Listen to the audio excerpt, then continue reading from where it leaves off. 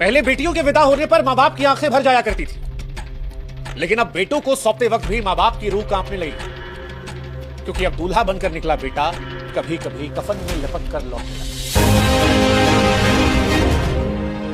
पहले मुस्कान रस्तोगी ने जिस तरह से अपने पति को मारकर ड्रम में डाल दिया, और अब मेघालय की सुनसान वादियों में राजा रघुवंशी के साथ जो कुछ हुआ उसने मानवता के रिश्ते को तार-तार कर दिया। क्योंकि जो कुछ हुआ वो सिर्फ हत्या नहीं थी, वो उस भरोसे की चिता थी जिसे हम और आप शादी का नाम देंगे। क्योंकि कातिल कोई बाहर से नहीं आया था, यह कातिल उसी सिंदूर में छिपा था जिसे प्यार का प्रतीक माना गया।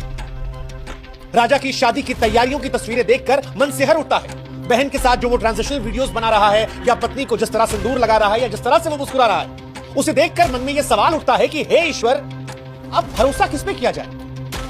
क्योंकि शादी 7 जन्मों के वचन की कहानियां नहीं लगती। ऐसा लगता है कि मौजूदा दौर में शादी एक जुआ है, जहां दांव पर कभी भरोसा कभी जिंदगी होती है। अगर आपकी किस्मत अच्छी है तो उस शादी में आपको प्यार मिल जाएगा, और अगर राजा जैसी किस्मत है तो आप अखबार की सुर्खियों में आ जाएंगे, जहां पर छपा होगा पति की हत्या पत्नी गिरफ्तार। शादी 7 फेरों के बंधन से कहीं ज्यादा 7 बार सोचने का फैसला बन गई है।